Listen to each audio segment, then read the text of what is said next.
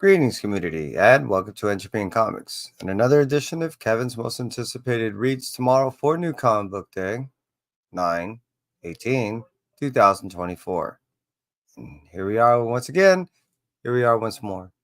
And those of you that cruise on the rewind, I greatly appreciate you. And without you, hey, you know what? I'd just be doing this alone, wouldn't I?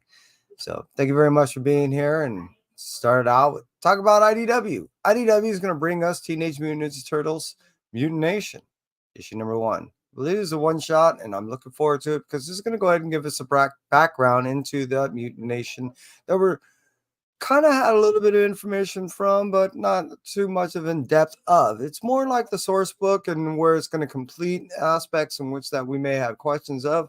I know I did, but overall, it's just going to go ahead and give us a more rounded idea of what we're looking forward to in the upcoming Teenage Mutant Ninja Turtles lore. I don't know about you, but I'm totally looking forward to it. Moving out from that, IDW, we're going to cruise over to Mad Cave and talk about Gotcha Man Galactor, issue number 2. This has been an interesting thing. I really didn't think I'd be that much in depth with the Galactic Man. I didn't think I'd be pursuing it as an ongoing series in the sense of I really thought once issue number 1 would have come and gone and I got my little taste of my nostalgia, I would have moved on from there. That isn't the case. I end up getting wrapped and hooked into the series to where I can't at all release it. I've been looking into the future and down the road of what the future releases is going to bring us. Gotcha Man Galactor will do a 4-issue mini. We do have the ongoing series, and we will be bombarded by a few other miniseries down the road, which will give us a very well-rounded understanding of what this realm, this universe will bring to us. It is a little bit much if you're not really into the series, but if you are, well, it just gives you that much more to enjoy. So again, Mad Cave, Gotcha Man, Galactor, issue number 2, coming out to you 9/18/2024. Let's move out from Mad Caves and cruise over to the Image Studios where they're going to bring us Destro, issue number 4. This was initially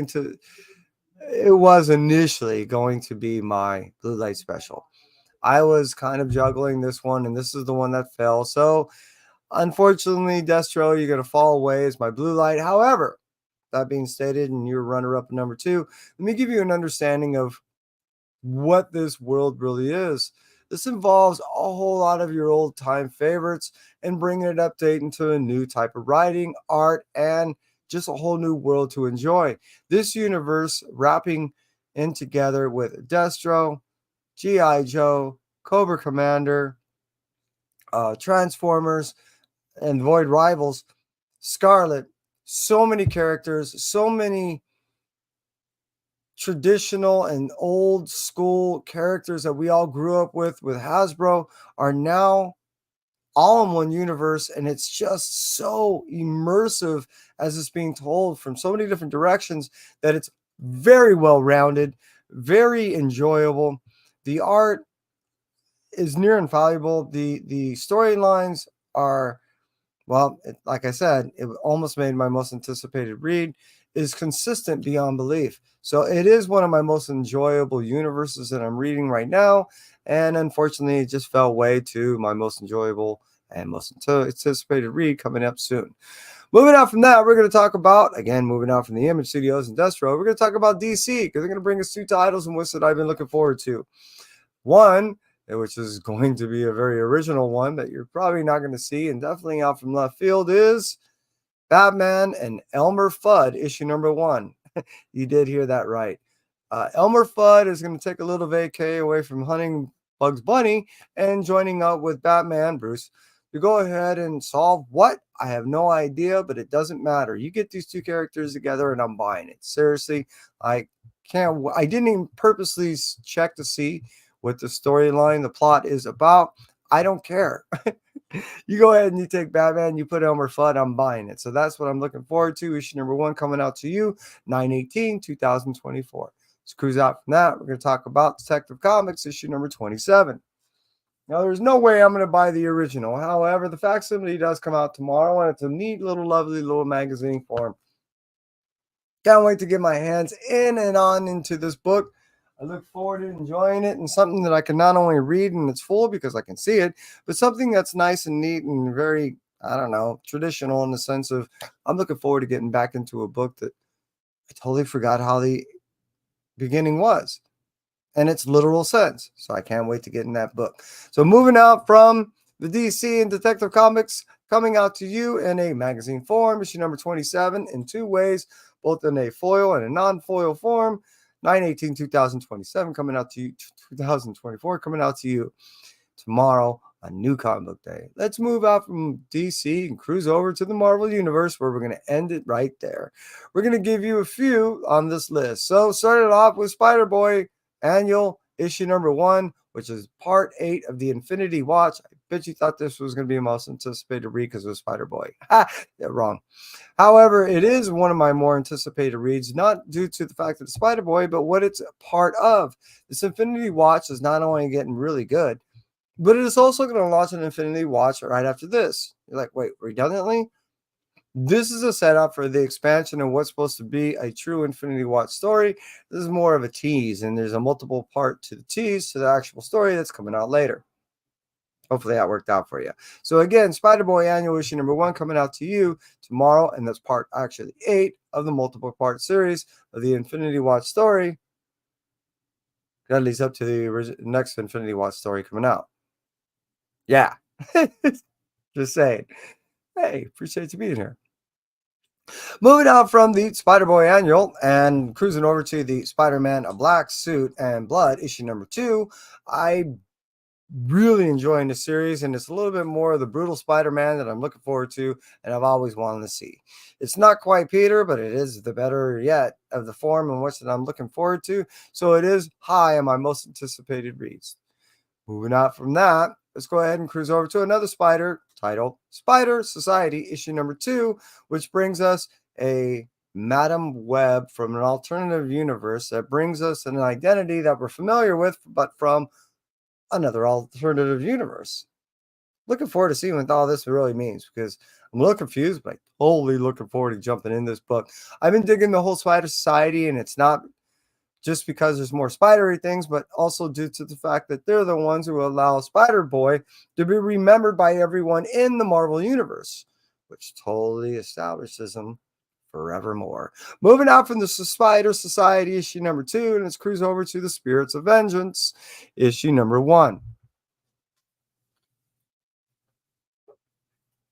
Cool thing about this book is Sabir Pirzada is writing, and he's one of more favorite of the writers that are out there, and one of the more recent ones of that too. So this is one that I'm looking forward to and have been looking forward to for the past 3 to maybe 4 months. I know that this book was coming out, and it was basically set up after we got the Hood storyline, and we were seeing all that travels that was going through that. This was the inevitability, and I can't wait to get into this and see where it goes. Moving out from the Spirits of Vengeance, issue number 1, that's coming out to you 9/18/2024.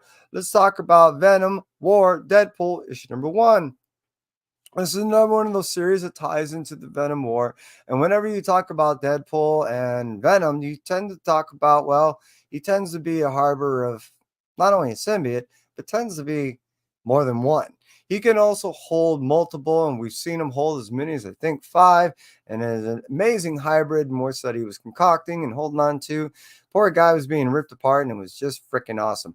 I can't wait to see how his contribution to the Venom War is done because it's always a lot of fun. Moving out from the Venom War Deadpool issue number 1, we're going to talk about Venom War Lethal Protectors issue number 1. Again, this is another writing from Sabir Pirzada that is included into the Venom War universe that I can't get enough of. Seriously, every title I'm picking up. Why? I'm a symbiote slut and I can't get enough, and that's just the way it is. I'm just saying, really what it boils down to is this. I not only dig these symbiote stories, but I knew where all this was coming and what we're getting with not only with this Lethal Protector, which is another book that almost made my number 1 pick. I know, I thought, oh yeah, Mutant Nations. Forgot it. Here, yeah, I forgot to show you that one. is that 1 in 10. Coming to you, 9/18/2024. But back to what I was talking about. But the Venom War Lethal Protectors actually give us another team which that we never thought we would see, and they're put together to go ahead and handle a bunch of nasty symbiotes that are leading up to the war. They have to pick a side, and I'm curious to see whose side they pick. Just saying. But let's cruise out from that and talk about Venom War, Venomous issue number 2. Here we get Black Widow having to deal with her symbiote and how she's been playing with it of late. She first had to identify it, which most people don't. She named it, which most people don't. Yeah, I gave it and not only its own personal identity, but decided to go ahead and make a not only necessarily a bond, but a pact, which is also not something that's normally done. Now we're seeing this whole pact, bond, everything slightly unravel, and they're going to have a slight battle, to my understanding. And this will determine exactly their true relationship, if we're going to have one, from here on in. I'm dying to see how this works out, and I can't wait to get my hands on this. But however, that being stated, it didn't make my blue light special. What did is, well, it might be to your surprise, and that it might not also be, it actually turned out to be Incredible Hulk issue number 17. Incredible Hulk has been a massive journey, and it's all been rather selfless. There we go. He's been dealing with the fact that he's been trying to get the soul of a little child back into the child and bring her back into a mortality state. And he's all carrying around this little doll as just a replica and like a harbinger of the soul in which it's trapped in this other world. He's now met the ancient and has to battle, and whatever, is definitely dealt with Hulks in the past. And after you see the bones and the rot of all the past Hulks that have dealt with her, I'm having concerns of what Banner Hulk have to deal with when they're going to contest for the soul of this little girl. I am truly, truly enthralled on what's going to transpire in this, because I know no one's going to leave unscathed. Everyone's going to feel a little bit of something, and I just hope this little girl's soul can be saved. And really, truly, that's it for me. Entropy. Thank you all for cruising. I appreciate you being here. And until next time, you stay well.